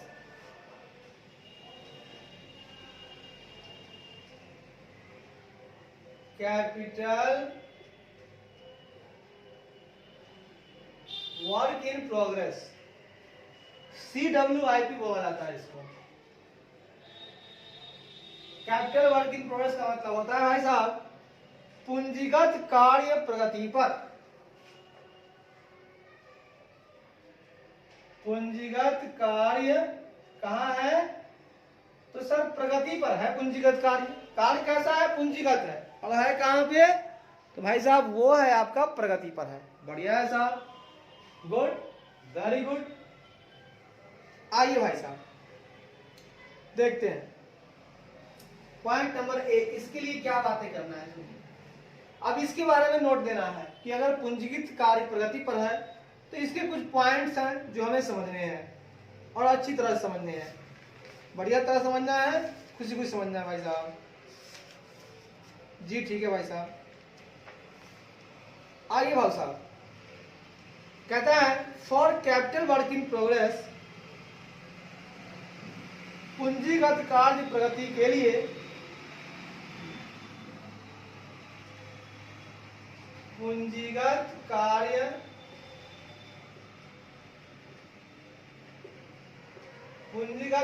प्रगति के लिए पूंजीगत कार्य प्रगति के लिए following ageing schedule shell be given. निम्नलिखित उम्र निर्धारण कार्यक्रम, निम्नलिखित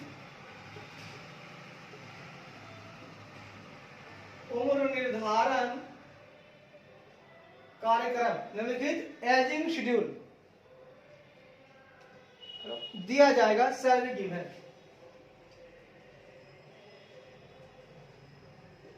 आइए नोट में बात करेंगे। कैपिटल वर्क इन प्रोग्रेस अगर हो, पूंजीगत कार्य प्रगति पर हो, तो उसके लिए आपको कुछ एजिंग शेड्यूल देना होगा, जो मैं बताऊंगा भाई साहब उस तरह से आपको एजिंग शेड्यूल आपको देना होगा। ठीक है भाई साहब, बताइए ना, दे देंगे। देखिए भैया कैपिटल वर्क इन प्रोग्रेस, इसके लिए आप खांचा बनाइएगा भाई साहब। आप खांचा बनाएगा 1 2 3 4 और टोटल। ठीक है बाबू साहब, सबसे पहले आप एक खांचा ऐसा खींच लीजिए, ठीक है, लीजिए खींच लीजिए। इसमें एक पार्ट ऐसा कर लीजिए आप, एक पार्ट, फिर 1 2 3 4 पार्ट कीजिएगा, एक पार्ट, 2 पार्ट, 3 पार्ट, 4 पार्ट। उसके बाद एक पार्ट कर दीजिएगा भाव साहब, और ऐसे ही एक टोटल का कर दीजिएगा भाव साहब। ये टोटल का हो गया भाव साहब। हाँ सर, आप सुनिए भाव साहब, मैंने क्या कहा, सबसे ऊपर यहां लिखिएगा भाव साहब capital work in progress. Capital work in progress में क्या है, यहां दीजिएगा amount in capital work in progress for a period of, यहां दीजिएगा amount in capital work in progress for a period of, for a period of, यानी एक अवधि के लिए, for a period of amount in CW, एक अवधि के लिए CWIP में राशि, एक अवधि के लिए CWIP capital work in progress में राशि, ये आपको निकालना है एक अवधि के लिए। जैसे अवधि क्या होगा, less than 1 year, less than 1 year मतलब 1 साल से कम, एक पॉइंट। दूसरा 1 to 2 ईयर्स, 1 साल से कम, 1 से 2 साल, 2 से 3 साल, और मोर देन 3 ईयर्स, 3 साल से अधिक, मोर देन 3 ईयर्स, ठीक है ना। कैपिटल वर्क इन प्रोग्रेस हो गया। अच्छा, ये वर्क इन प्रोग्रेस दो तरह का हो सकता है, एक होता है प्रोजेक्ट्स इन प्रोग्रेस, एक ऐसा प्रोजेक्ट है जो इन प्रोग्रेस है, बढ़िया बात है। एक ऐसा है भाई साहब जो कि वर्क इन प्रोग्रेस है, मतलब प्रोग्रेस में है प्रोजेक्ट, यानी परियोजनाएं प्रगति पर है। यहां मैं बात कर रहा हूं किसकी, जो परियोजनाएं प्रगति पर है, यानी कि काम हो रहा है। और दूसरा मैं बताऊंगा प्रोजेक्ट्स टेम्पोरेरली सस्पेंडेड, दूसरा खाता बताइएगा प्रोजेक्ट्स टेम्पोरेरली, टेम्पोरेरली,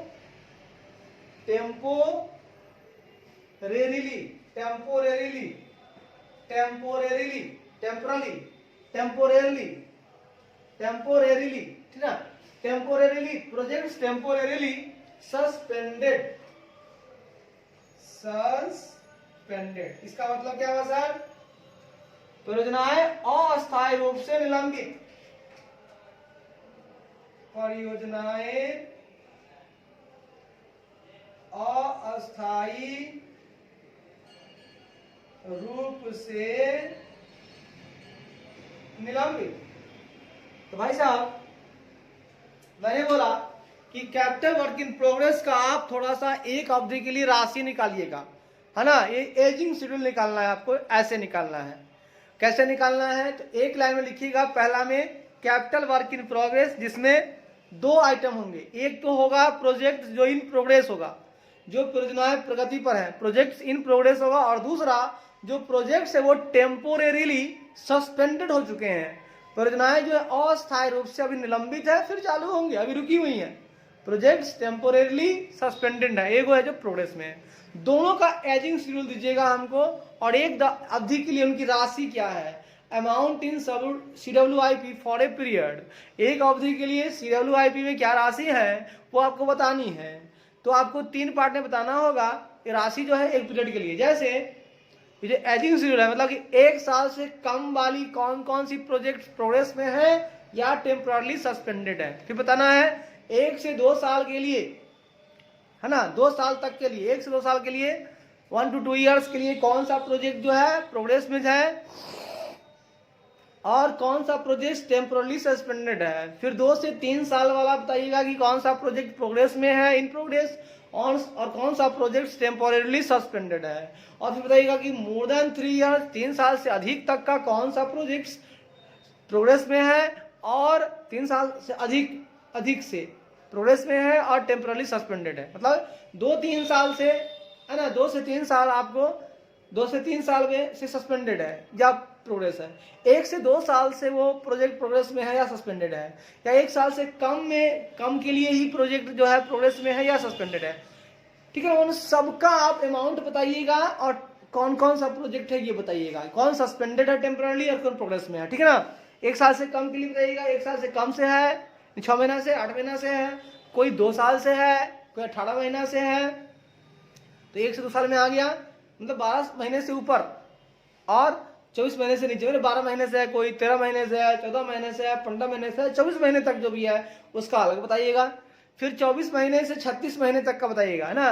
25 महीने से ये है, 26 महीने से ये है, 27 महीने से ये है, 35 महीने से ये है। उसके बाद में 36 महीने से ऊपर वाला, कोई 37 महीने का है, 38 महीने का है, 4 साल का है, 5 साल से है ना। प्रोग्रेस में भी है कुछ और टेम्पोरली सस्पेंडेड में, सारा बताइएगा और टोटल बताइएगा सबका, ठीक है। ये आपका निकल गया एजिंग शेड्यूल। बढ़िया है भाई साहब। अब भाई साहब थोड़ा और आगे बढ़ते हैं और हम लोग देखते हैं प्यार मोहब्बत से। आइए भाई साहब आइए, इसको भी देख ही लेते हैं।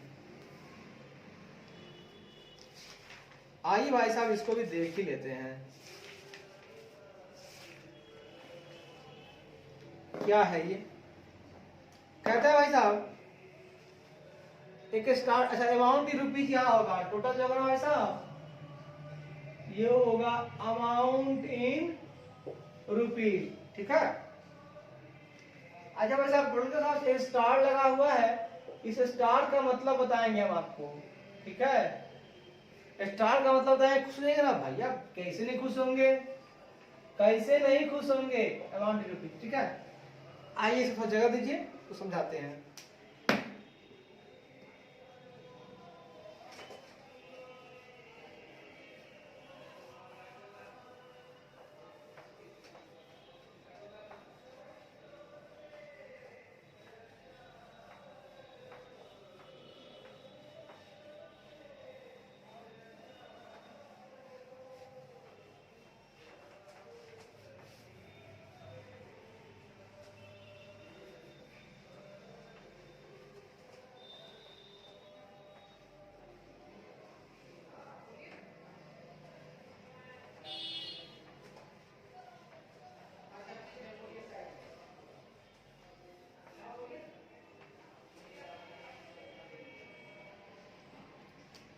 कहता है सर स्टार का टोटल मतलब बताते हैं आपको। कहता है total sale tally with CWIP amount in the balance sheet. हाँ बाबू साहब, जो कुल है ना बाबू साहब, कुल का मिलान, जो कुल अभी निकल के आएगा CWIP का, उसका देखिएगा कुल का मिलान, कुल का मिलान बैलेंस शीट में, कुल का मिलान बैलेंस शीट में CWIP राशि से किया जाएगा, राशि के साथ क्या, राशि से किया जाएगा, ठीक है ना। P राशि से किया जाएगा। ध्यान रखिएगा कुल का मिलान कहां किया जाएगा, बैलेंस शीट में किया जाएगा, और वो भी CWIP राशि से किया जाएगा, ठीक है भाई साहब, ठीक है सर। अब सर हमने तीसरे में 2 पॉइंट बताए, तीसरा का ए हो चुका है, अब बी को समझिए। ये कहता है for capital work in progress, पूंजीगत कार्य प्रगति के लिए, पूंजीगत कार्य प्रगति के लिए हुज कंप्लीशन इज ओवरड्यू, जिसका पूरा होना अति देय है,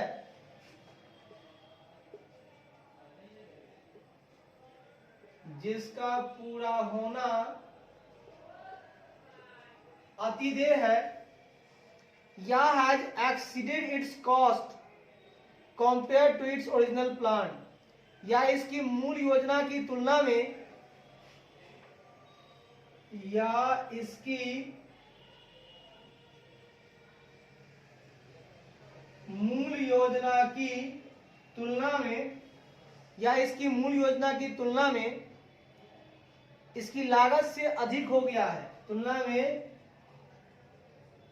इसकी लागत से अधिक, इसकी लागत से अधिक हो गया है,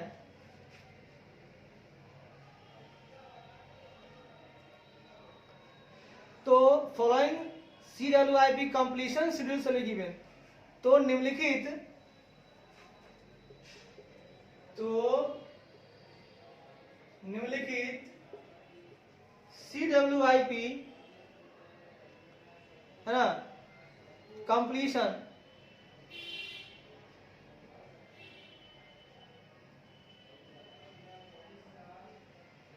भी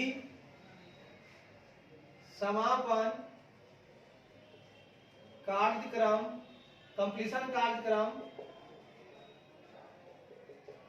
दिया जाएगा।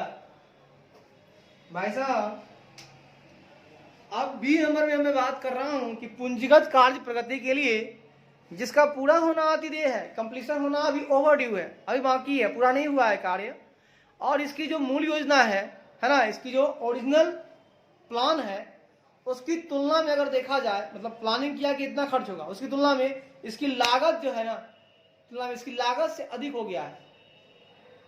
मूल योजना की तुलना में इसकी लागत क्या हो गया है?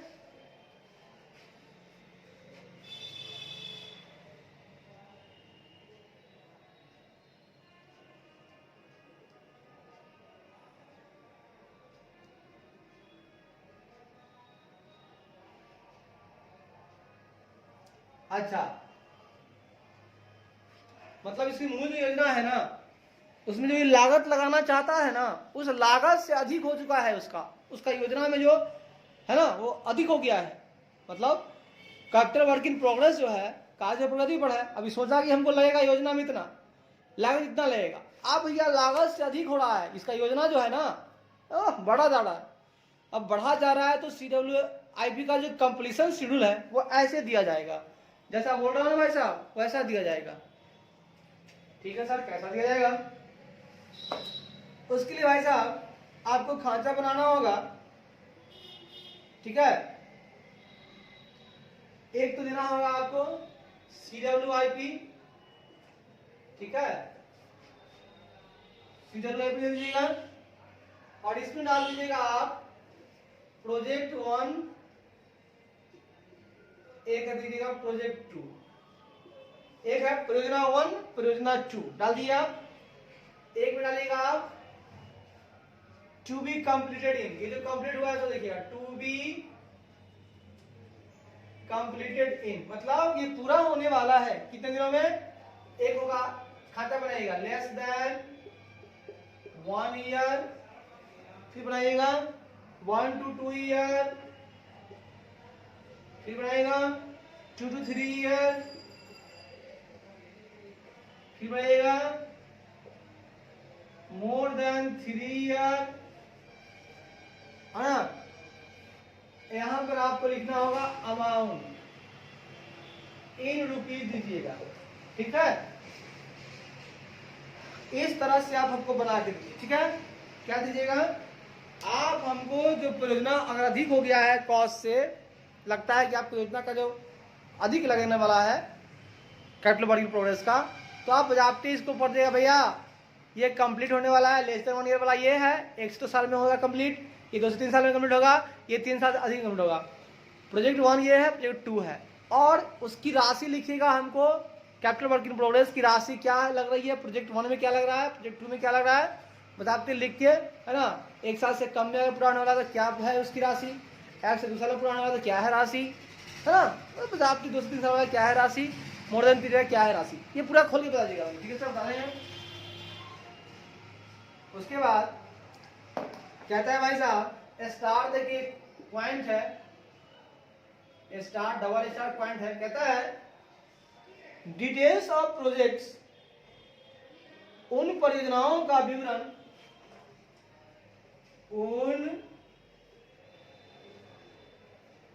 उन परियोजनाओं का विवरण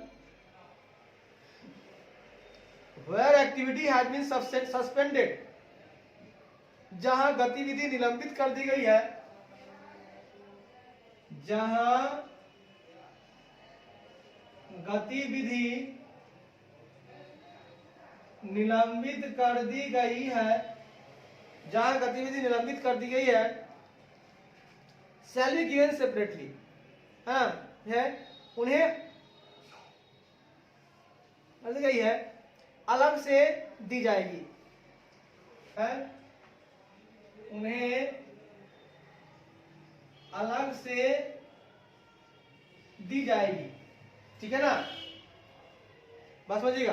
details of projects where activity has been suspended shall be given separately, ठीक है ना, है ना, मतलब उन परिणामों का विवरण अलग से दी जाएगी, है ना, उन परिणामों का विवरण अलग से दी जाएगी, ठीक है भाई साहब, जहां गतिविधि निलंबित है, मतलब जहां जो एक्टिविटी है वो सस्पेंडेड हो चुका है, उसका डिटेल आपको मैं अलग से देने वाला हूं, इसमें वो नहीं है, ठीक है, ध्यान रखिएगा भाई साहब।